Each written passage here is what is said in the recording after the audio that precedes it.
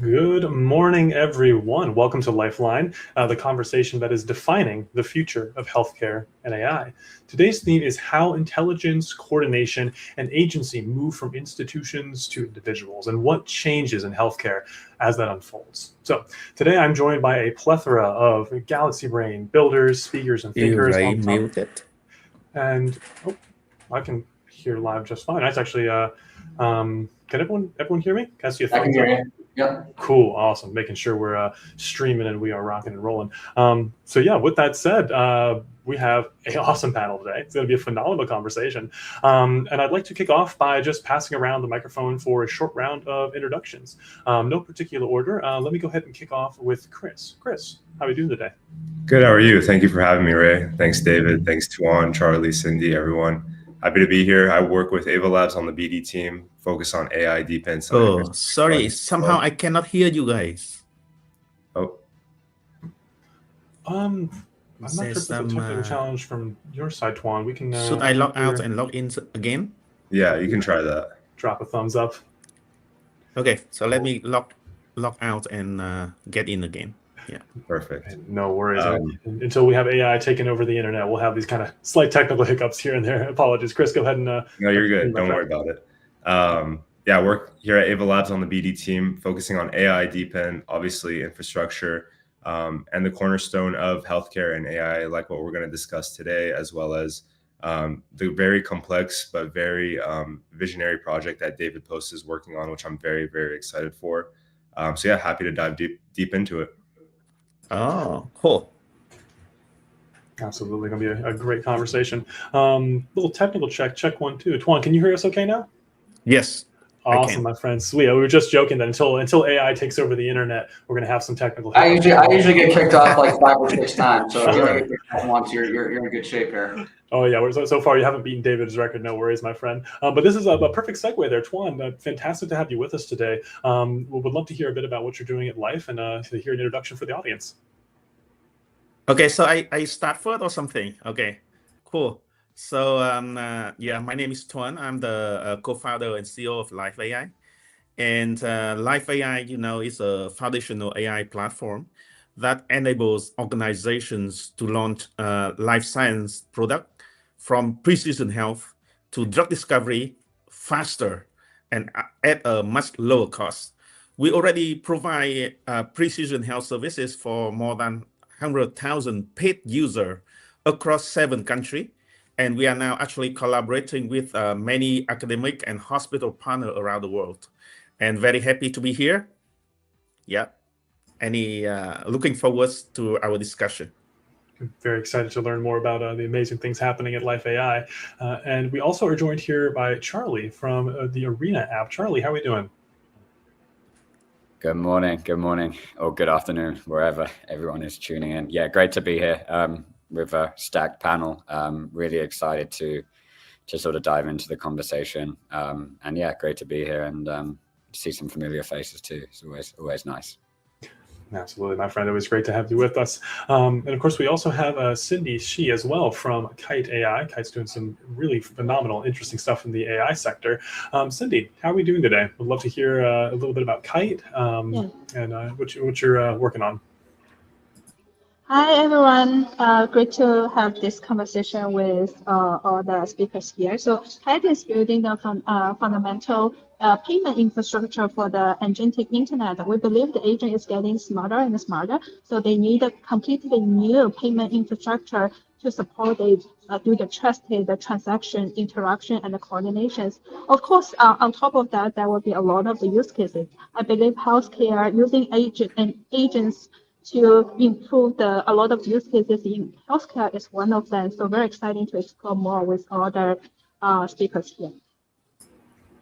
Absolutely, and agents are definitely evolving payments, healthcare, and everything in between. So it's going to be a phenomenal conversation. And of course, last but certainly not least, we have David Post as well from Fusion. David, how are we doing today? And tell us, what's Fusion all about? What up? David Post, core contributor to Fusion. Basically, it's an ecosystem of projects that are building, for real-world outcomes, vertical-specific ecosystems that have a unique token and network design. And we think it's the next projects building Infusion, which is based upon Avalanche, is the next wave of what's going to be cool for base layer blockchain economies, because they're building for markets where there's demand, not selling block space, selling outcomes. Nice to be here. Absolutely, and phenomenal to have you with us. And outcomes are definitely what we're looking towards when we're talking about agentics and healthcare, and of course, blockchain is a big component of that. So what I'd really like to do is start at a high level here for our audience. I'd love to pass a question over to Chris. Chris, you have some deep experience with blockchain and going to market with technology built on distributed ledgers at Ava Labs. So if healthcare is going to support autonomous systems acting on behalf of people, like actually coordinating their care, handling some of their personally identifying information, what kind of infrastructure do we need to make that happen? Why does blockchain make sense for healthcare here? And specifically, what makes Avalanche a bit unique when it comes to solving this kind of puzzle? Yeah, actually, funny enough, a lot of people don't know that I was a biology undergrad. So I got a lot of exposure in this kind of industry. In biology, you have, a lot of players and actors. You have patients, doctors, labs, insurance companies, even physical devices, right? A lot of people touch these devices or touch these, the story that all of these actors pass along. But details are lost, records are lost, and stuff breaks in the middle. You always have to be like, oh, did you know that this happened? Or do we have record of this happening? What Tuan's doing and Life Network is revolutionary, right? I mean, blockchain will help with that, not necessarily by having the medical data on chain, but you have the ledger, you have the receipts on chain. You know if consent happened, if approval happened, if a result was finalized, if a payment happened, who did it, et cetera, et cetera. So Avalanche, I think, is the best player who can support this kind of thing. It's fast, high throughput, it's inexpensive, it's reliable, right? I mean, some blockchains went down during the whole fiasco with AWS, Cloudflare, et cetera. Avalanche is truly decentralized. We are a system that can support these institutions, these enterprises. That's why governments work with us, healthcare works with us, and then it's the Avalanche L1 story. It's a dedicated network. The performance that you're gonna get. You're gonna get the security model that's promised across the entire network, and you're still interoperable. So you can service whoever you want to service. Absolutely, and that interoperability is a huge component. The ability to coordinate across the different systems, different tooling is central. And it's something you mentioned there, Chris. In my mind, it relates a bit to what David, you mentioned. You talked about coordination and business outcomes. I'm really interested in your take, David, on this in terms of coordination on-chain in healthcare. So healthcare already has intelligence, right? Has doctors, tools, has a lot of cutting-edge technology, yet there's still pieces that break down. So I'm really curious, in your perspective, what does it mean for healthcare to have its own dedicated coordination layer? And how do you view kind of your thesis as a core contributor to Fusion impacting healthcare as it evolves over time? I mean, there's not a modular open source way of putting together healthcare services. That's the big issue right now, is that everything's locked away in silos, and that it really undermines the achievement of individual health outcomes. So the way that some people have tried to do this is when I worked at IBM, they acquired lots of lives. Those lives were interoperable. They couldn't be combined. This was kind of like in the Watson Health days before AI really took off. So it might have been premature. But if you want to, have a human health network and improve human health, you have to be able to combine different characteristics that matter to people's overall well-being, and do so in a way that allows for new products and services to be built on top of that. So whether that's genetic data, which Tuan has a lot of experience with, whether that's having AI capabilities which allow people to sift through individual health characteristics to identify patterns. If we want to have better human health, we have to have access to better human health data, and have that data in a way where really innovation can happen. So that's what I'm really excited about the work that Life AI is doing. Is it's basically providing a structure and a paradigm for anybody to come and combine different types of human health assets in ways that are going to improve overall human health and well-being.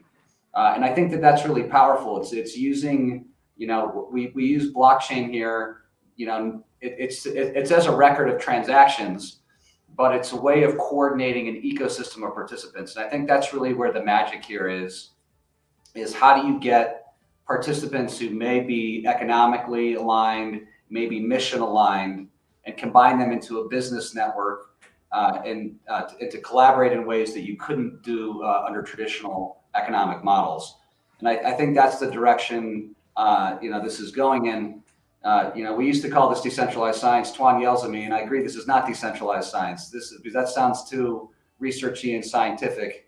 Although there's science here, this is a network that's focused on outcomes and around healthcare innovation in the era of AI. And it did nothing I'm excited about this project because nothing really exists that even has this type of mindset in relation to how you would go about combining the building blocks of humans, like the things we know about ourselves, and putting them in a framework where we can increase both individual and population level health. So this is a vertical network focused on human health and around human health outcomes. And that's what I think is very cool about it. Definitely echo that sentiment. And there's a couple points you laid out there, David, that I think is very crucial for our discussion, specifically as we move from kind of like the theory of applying blockchain to healthcare outcomes and moving that into reality, which is where we land when we find Life AI. Over 500,000 people are using the platform. Testnet is doing phenomenally well, and I'm really curious. Tuan, we have you here today. I'd love to put this into practice and talk through a little bit about what real agency and ownership and sovereignty, these concepts we like to talk about in like an optimal configuration for healthcare. What does that look like in practice, especially when people are dealing with personal healthcare journeys? Would love to walk through kind of the Life AI experience. Yeah. So thank you so much. So basically, for the past 8 years, we have seen so many different business models in healthcare. Let's say this way, that healthcare is one of a very conservative area. Everything moves very slow because of regulation, compliance, and especially about a very sensitive information. So for us, we believe the principle will be basically a very sustainable principle. Who can follow, who can implement that principle, who basically will win the market. It's all about the 3 main points. It's about the ownership. Whenever we talk about the sensitive data, especially the health data, ownership is extremely important. Okay, extremely important. And so basically, like a lot of business model, I have seen for the past 8 years, like people having a model about incentivize you to contribute your data. It will never work.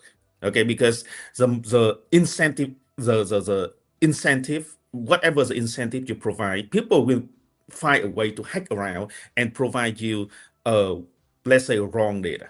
Okay, so the ownership is extremely important. So nobody wants to give away what they own. Okay, so if we can maintain the ownership for the people, especially in healthcare, that is extremely important. Okay, the second part, the second principle we need to keep is just basically the privacy. Okay, privacy, like nobody want to reveal that, okay, maybe I have this risk of having a cancer. Okay, maybe I'm like obese, have an inborn risk of being obesity. Okay, so the privacy also a important part we have to keep in mind when we build a business in healthcare. And the third one is also the one that the blockchain can help really well, is about the transparency, the access transparency. Okay, so whenever someone say, hey, sign it consent form, and then later on we do something about you and you don't know about it. Okay, so access transparency is also the third very important principle. So that's why no matter what business model you are doing in healthcare, especially in healthcare, ownership, privacy, transparency are the 3 key principles we have to maintain. So that's why, like, we've been building Life AI for more than like almost 8 years, and I make a joke to the Avalanche folks saying that, okay, we started Life AI before actually Avalanche started. Okay, and then we actually built as a foundation at the human network, a network of humans. And then when the network of humans, they collaborate, and then it provides the information to the AI compute layer. So that basically it's the AI compute gather the data, and then it generates the data, gather the information, and generates the insight, so that we can build the AI model, what we call an impact-driven model. And then based on that system, we provide model as a service, so any other application can build on top of live AI, and everything is basically ready for you. Nobody need to build a model from the scratch. Okay, so come to live AI. You can build your application. We say 10x faster and 10x cheaper, and then you can provide a lot of like personalized, optimal healthcare application to our user. And the more application built on top of live AI, the more people will join the human network. Okay, and the main principle keep the human network sustainable and grow is just basically about the ownership, about the privacy, and the transparency. So that is the three basic principle how live AI was built and operate until now. We serve more than 100,000 paid user, and on our platform there are more than 500,000 people who actually basically register and enjoy the benefits given by live AI. Thank you. I absolutely love that, and then those principles that you laid down, Tuan, are truly foundational. But like you said, people running headlong into just throwing incentives at the wall and hoping it onboards people.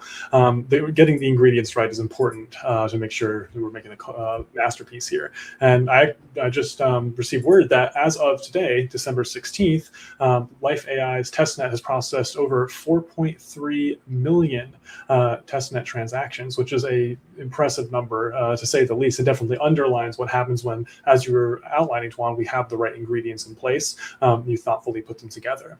And naturally, human action is something that's very challenging to nail down and predict. But one entity, one ecosystem that I think has really done a great job, I have to say, as well, is Arena. Arena, for those who don't know, is an Avalanche social app, and it focuses on identity, trust, human connection, and just plain old fun. And healthcare is a deeply social thing, believe it or not. Having a network of people who you can rely on, seeking care from professionals, there's a social component to this. So I'm really interested, Charlie, with your work at Arena, how do you see the human layer potentially changing healthcare, and creating some social aspects around one of the most, if not the most important thing we as humans have, which is our health? Yeah, absolutely. It's a really fascinating sort of prospect to even start thinking about, because you kind of see the social element in healthcare in a lot of ways. If it's from like referrals from family members or friends, like who should I go for help here? Who should I go for help here? Especially for people who travel and move to new areas. So there's a massive social component on that side of things. But then also when you look at it on the patient side of things, people with similar health problems, health concerns, health issues all can align together and talk about their issues in one separate area, if that makes sense.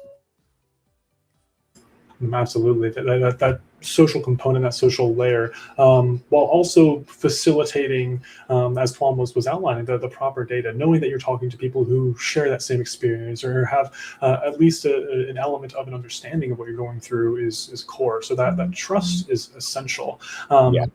And that's where I think, sorry to interject a bit, right? That's where I think really the tech sort of can come in and take over in its own way, which we're very lucky to have been built on Avalanche, such a good, lovely tech backdoor. So it's great having that to sort of rely on. And we have an original feature, which is our badges feature, which is sort of like stuff that can sort of appear on your Arena profile when it validates on chain. So again, when I say that you could apply the Arena technology to almost anything, you could apply it to doctors. You could have doctors who have badges for, say, holding a RWA certificate for their profession in their wallet. So there's a lot of exciting ways that you could go down. It's almost endless when you go down the rabbit hole, but it's very exciting to see where this is going to go, and I can see only benefits, to be honest, going forward.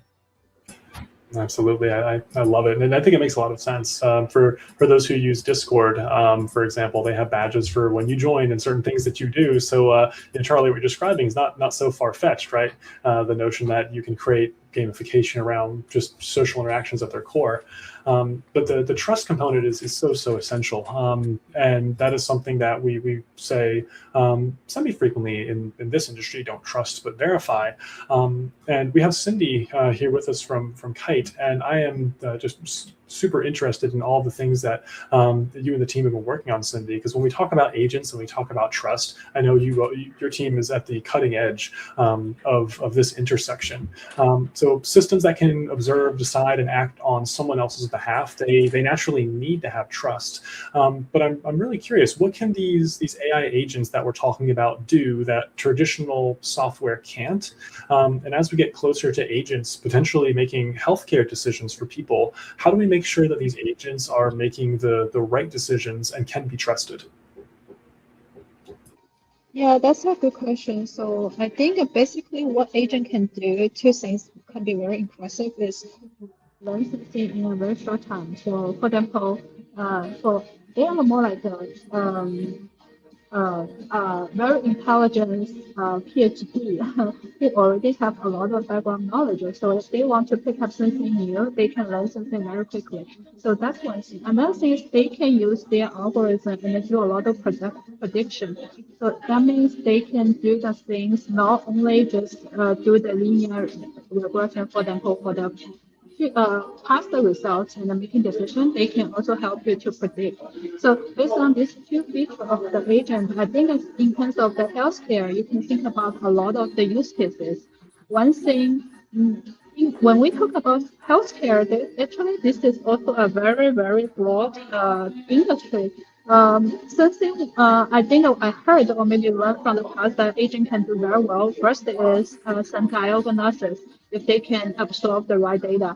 Second is actually the software plus the hardware. So think about if in the future you have the agent nurse or like the agent care providers that can help you with your daily life, especially for those elderly, people. So agent robotics actually is one area they need a very intelligent brain of the robotics to help. So that's the two things we can think about the future of the agent who can use for the healthcare.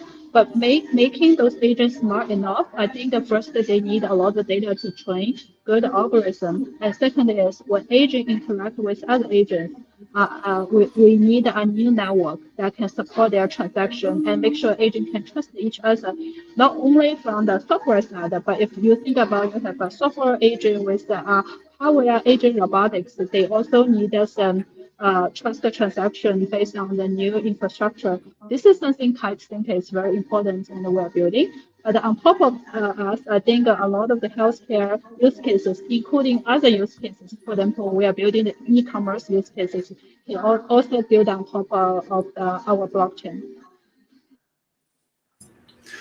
I think all that is just phenomenal, Cindy, what you laid out here. The idea that these agents can learn and grow with new information, but additionally they can predict. Setting the foundation is massive. And when you mentioned that healthcare is a broad topic, I'm learning more and more. That's definitely the case. When I said that's our most important asset is our health, there's many ways that can go sideways. So it's very diverse. And the notion that agents and hardware can come together, as you mentioned, to facilitate care for the elderly or the sick is massive. And it really does underline that notion of trust being even more crucial as this ecosystem and as this technology evolves. I'd love to take what you said there, Cindy, and then get this back over to David, because you got me thinking towards the notion of coordinating outcomes relative to this need for trust. It's a bit strange to say, but healthcare in a lot of ways today is built on a business model where people stay sick or they require people to become sick. When we're designing systems that reward health instead, going back to that kind of coordinating the outcomes, how does value potentially flow in this way when we have the patients, the healthcare infrastructure, the systems, the research? What does it look like to create incentive structures surrounding well-being rather than sickness?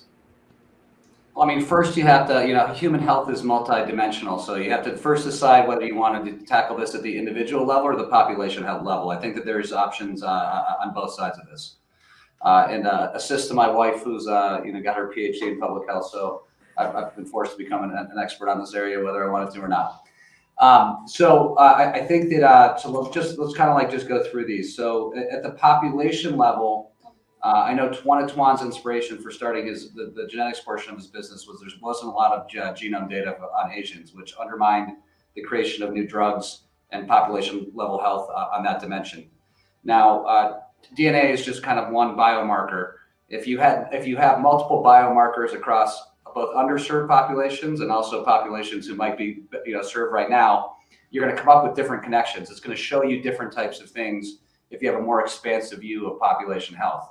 And the way that the best context, or I think a context where that can more readily happen, is a context that's an open ecosystem versus a closed one, right? Because everyone has incentives and can benefit both monetarily and otherwise for participating in that. So on one hand, I think this is kind of very, very, very B2B, a better structure for research on underserved populations and also populations that might be getting, served fine, but you can't get to that next level of detail because the information you need about those populations is highly fragmented. So that's one way you get this. You get coordination among service providers in advancing human health. Now, at the individual level, it's a bit different. If you have all these underlying resources and you can use stuff that Kite produces, for example, to run AI agents across them, it makes it really interesting for someone to go build like a consumer app around personalized medicine, or you have something you bring to the doctor that basically pulls from various tests that you've done, so you can get a personalized health plan or a personalized nutrition plan. So what I think is cool about this more open model is that it allows people who serve populations to get more granular information. And it also involves people who want to serve individuals to basically allow individual people to have their own healthcare more in their control and in their hands and less siloed. So that's what this does when it scales, is it helps human populations get healthier. And of course, that has an individual benefit. But if I'm an individual, I'm building a business that's helping individuals become more healthy, I can now do it. The barriers to entry have been removed in ways that they previously were not. So that's what I think is very cool about this overall vision. And that's how you get coordination. We're excited about this project because it's going to improve human health. That's the objective. That's a big vision.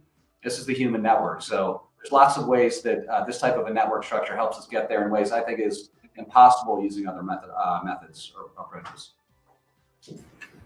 I absolutely love that. It strikes the heart of something that I see glimmers of everywhere nowadays, and the mushrooming out of technology. And that's a glint of collaboration now in human coordination, which is fantastic to see.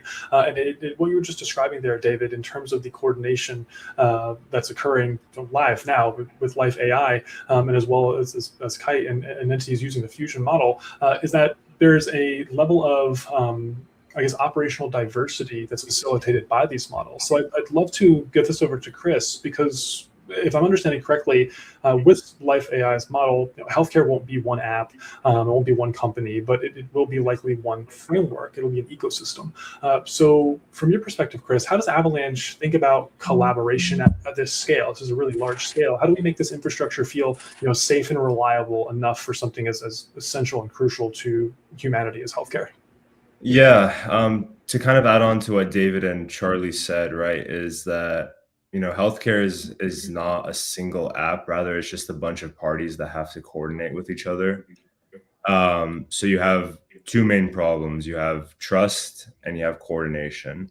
Looking at it from an Avalanche perspective, Avalanche supports that because teams can build on shared rails, for example. What that means is, if they have their own sovereign network on the blockchain, on Avalanche, they can control it however they want, whether it's permissionless, pulling data with oracles from Web 2 sources, or compliance rules, or data boundaries, right, with all of these agents. Obviously, the high throughput, and like I mentioned before, guaranteed uptime expectations.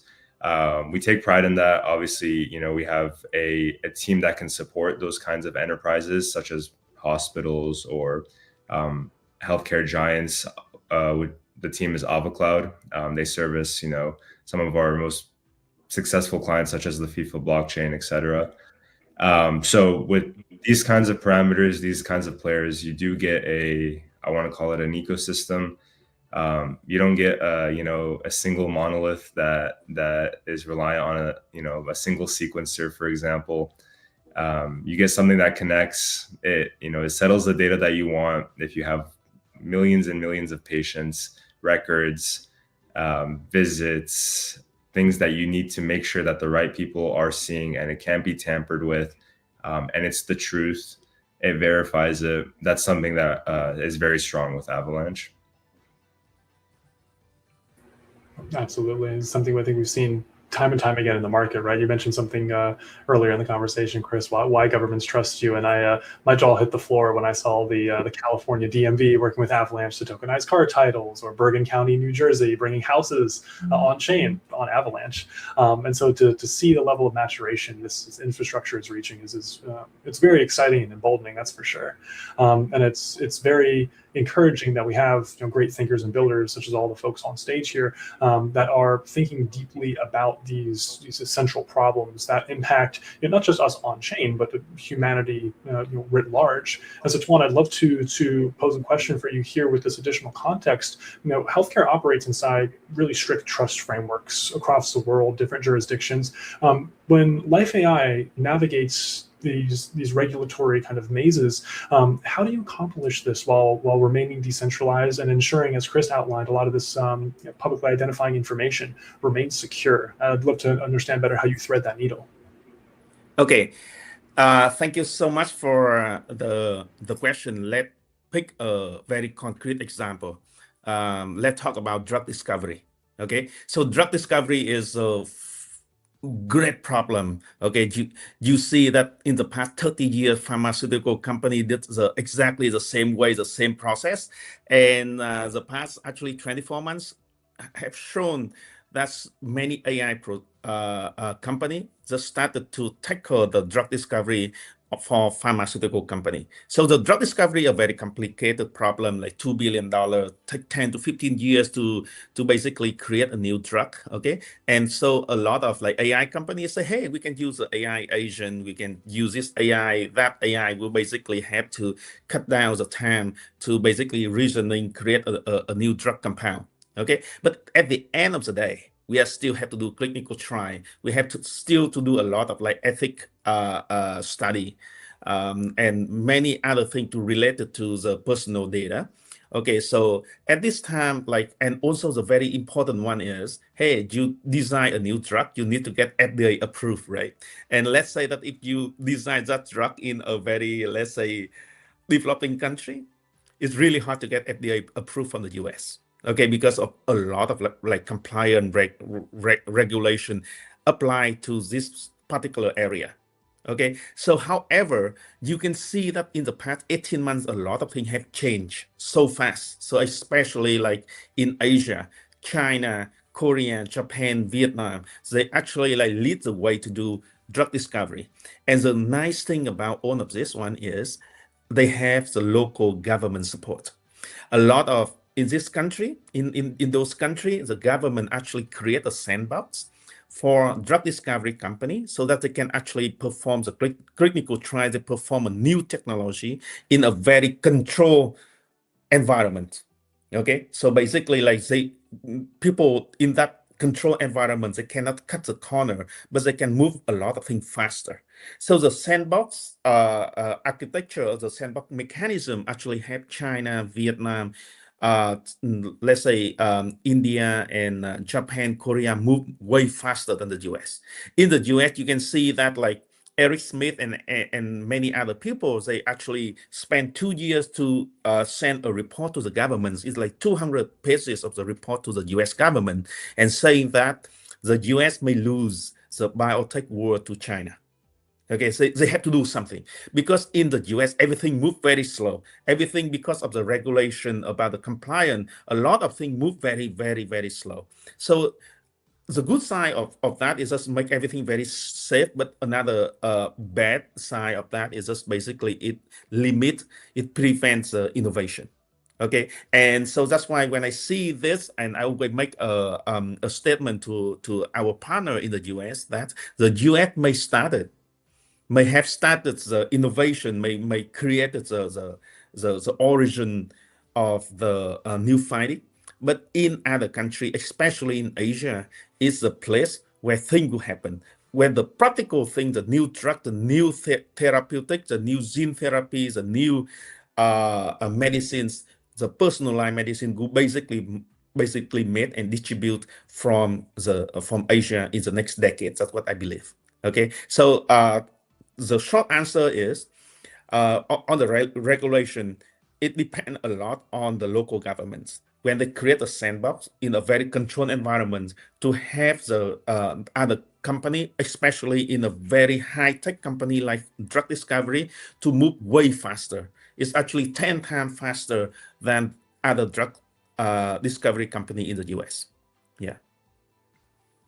And that is an order of magnitude that's it's really hard to wrap your mind around. I know that there's the a case study for Life AI that showed a speed up, I guess, or an increase in discovery from a matter of there's multiple years to a number of weeks. So it just goes to show where we're at a really a powerful intersection of technology at this point in time. And it really got me thinking, because Tuan, you hit on a lot of very important and salient points here. I'd love to just kick this over to Chris really quickly. So Chris, I'm really interested in the technology kind of aspect around all of this, right? Because naturally there needs to be a social layer to drive, hey, this is possible, let's adopt it. And then of course has to be the underlying technology. Back in like 2009, on the PlayStation Network, what Tuan you were describing, basically researchers needed to solve this genomic problem, and they asked everyone with no financial incentive, hey, can you use your like PlayStation 3 or 4 or whatever it is to compute this problem? And it was done so successfully. So even going on 20 years ago, this was something that was possible, but it obviously wasn't quite ubiquitous yet. So Chris, my question here, I use that to frame the question of what's matured between back then and now that makes this viable, that allows us to see this kind of mushrooming out of agents, healthcare, everything in between. I think the biggest thing, in my opinion, would be the maturity of AI, what it's reached today, what it's capable of, compute power, for example. I mean, the most basic consumer PC parts are something that NASA would have had 20 years ago, right? Technologies is just evolving very, very, very fast. You have AI agents that are making decisions on behalf of people.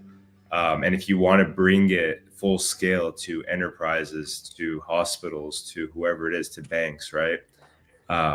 There's no other way other than blockchain to make that happen, to have those rails on for agents, right? To have permissions. Something I've heard before is, well, we've been dealing with permissions on Web 2 for the longest time, right? Why do we need blockchain to make that happen? We've been dealing with audits on Web 2. What's the difference, right? Well, why do I have to bring this next layer of complexity? And my answer to that is really simple, right? It's, why do cars have, discrepancy between mileage that sometimes we can't explain? Why do some people get away with being a professional at something without having the right credentials? And the list goes on and on. Blockchain solves all of those answers, especially for healthcare, right? You get this ledger that you can't tamper with. It's the truth, it's legitimate, it's something that governments would love to have in place to really secure an industry. And then obviously, end of the day, you need a system that can fully support that. I think at this rate, it's every month, every 2 months, our engineering team, our platform team is coming out with the next way to make Avalanche even faster, which is just, crazy. I don't know how it can be any faster than it is today, but proud to say, right, that, we have the speed, we have the scalability at Avalanche to make all of these enterprises work under those conditions. I love it. And that just goes to show where we stand today in terms of the throughput, the speed, the enterprise readiness, and the continual improvements being made.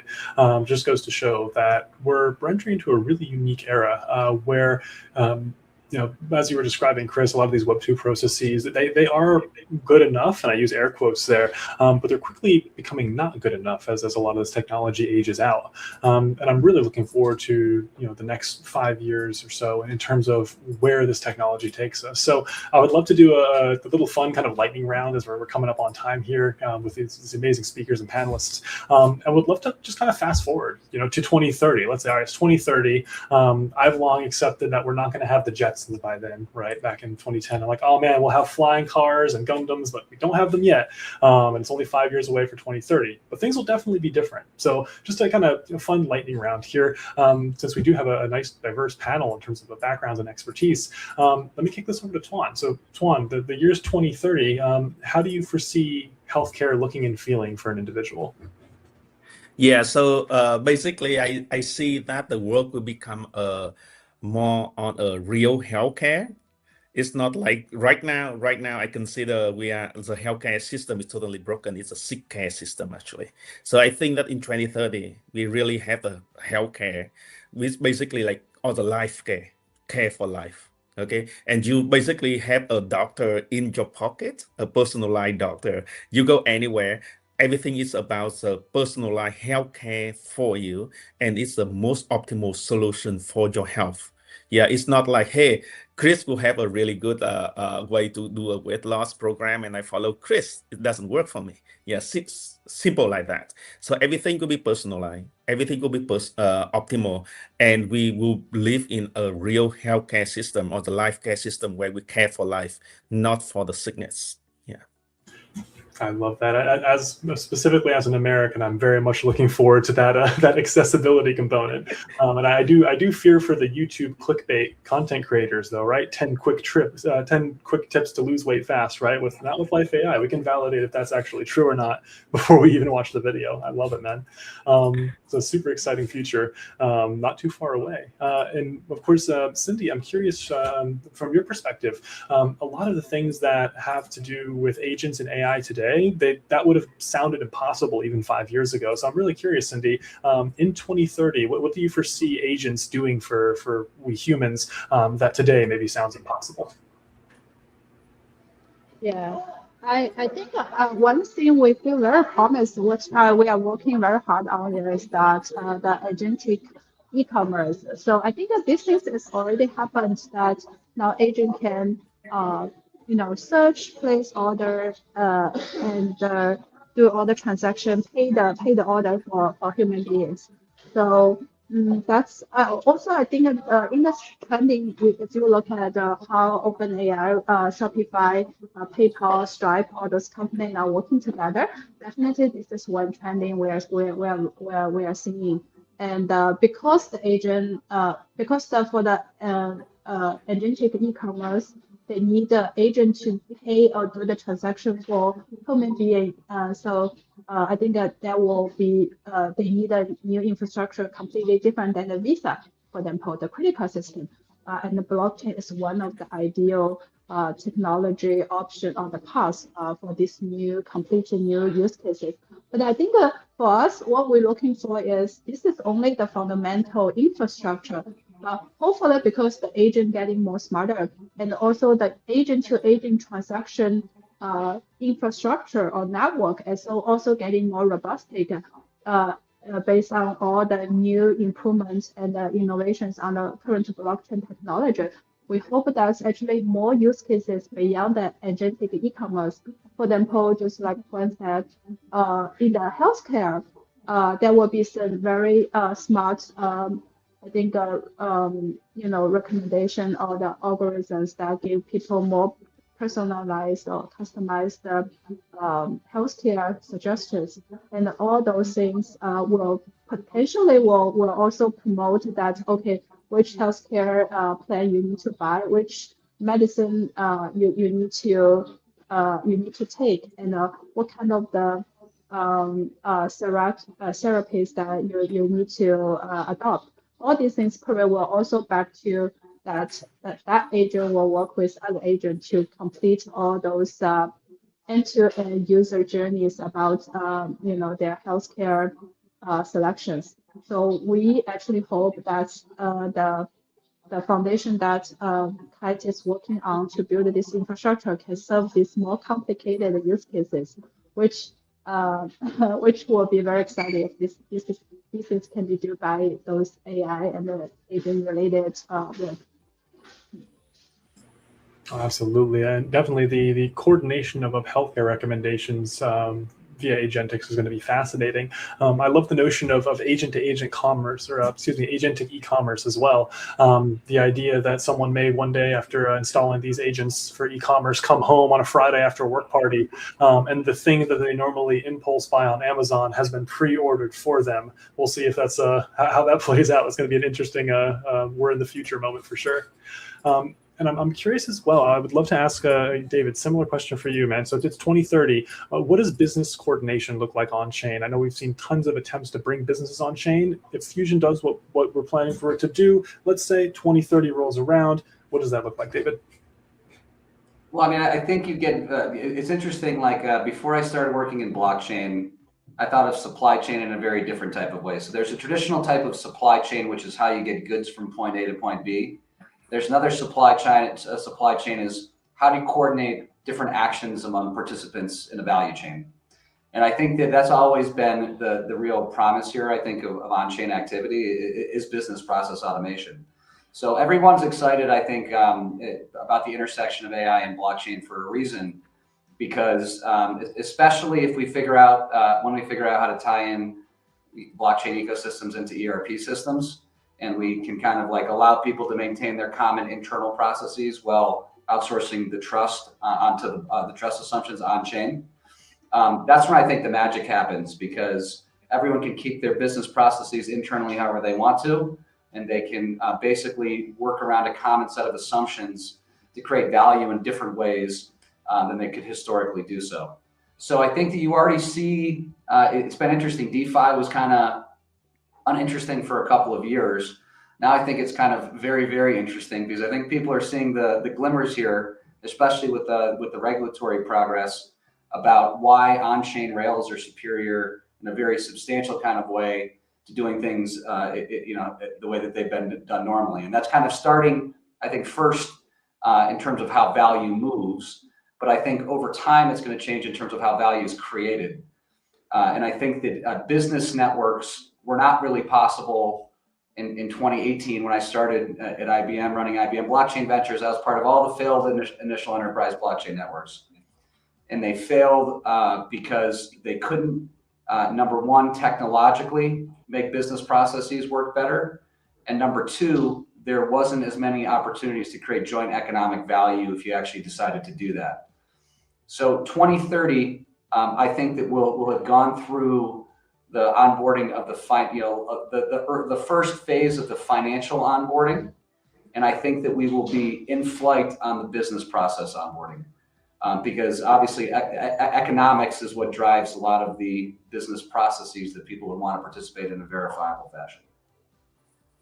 I think that makes a ton of sense, and then mapping it out in terms of kind of waves like that in terms of the financial adoption, business coordination adoption.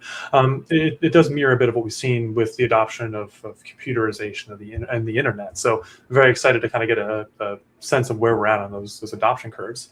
And I'd love to as well, kind of keeping our 2030 glasses on, kick this over to Chris. Chris, so let's keep that focus on 5 years from now.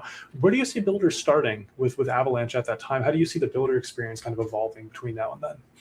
Yeah, by 2030, we're talking what, 4 to 5 years from now. I'm definitely going to see a world where blockchain is the norm.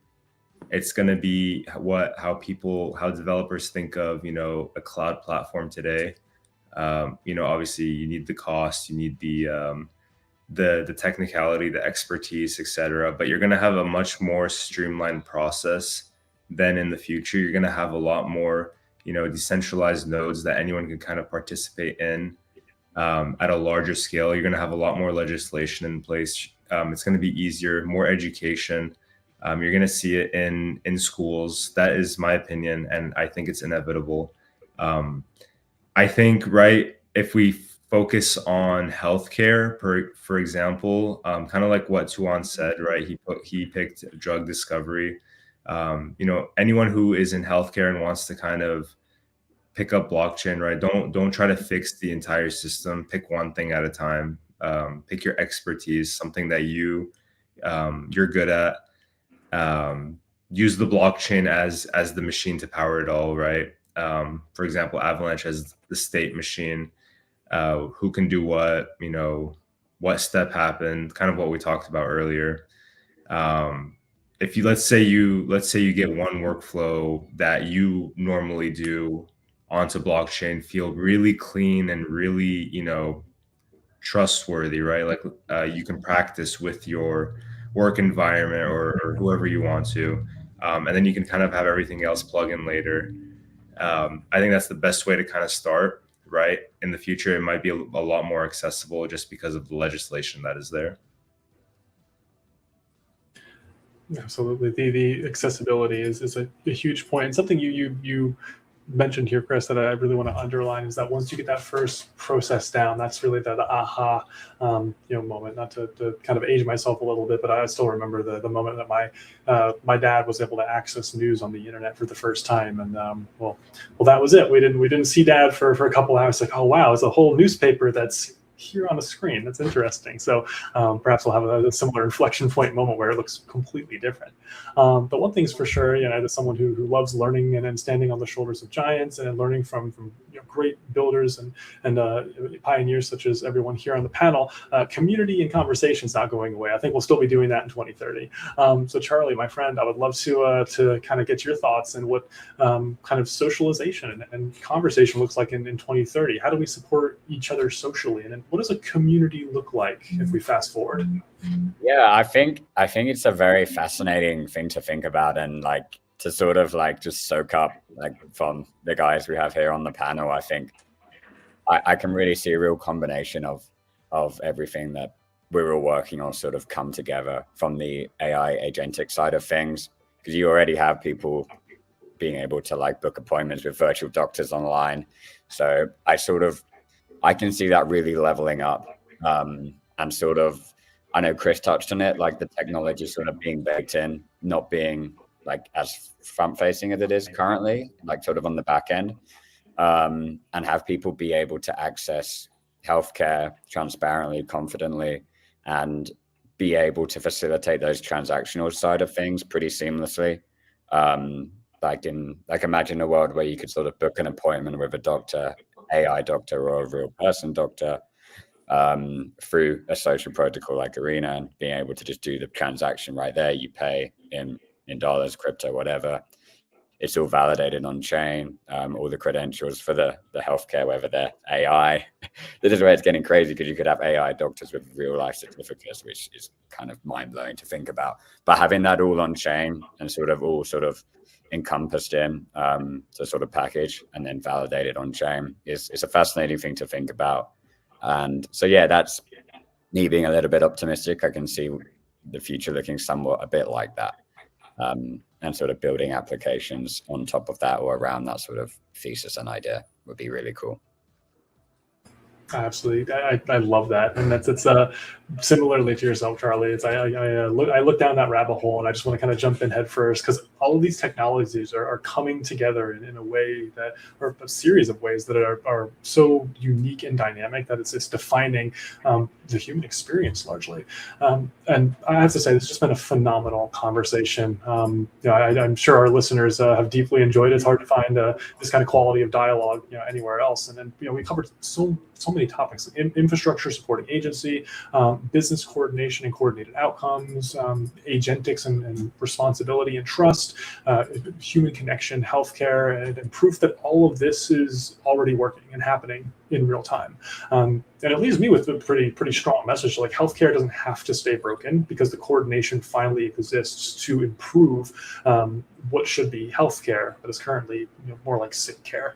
And so very excited to see this generational shift and change. So a huge thank you to you, Chris from Avalanche, Charlie from Arena, to Cindy from Kite, David, Fusion, Tuan, of course, from Life AI. We'll have all the links below for all of these respective repositories and companies for you to check out. And this has been fantastic. So thank you all so much again to our guests and again to our listeners. This is Lifeline, the conversation that is defining healthcare's future. And we'll see you all next time. Yeah. Thank you.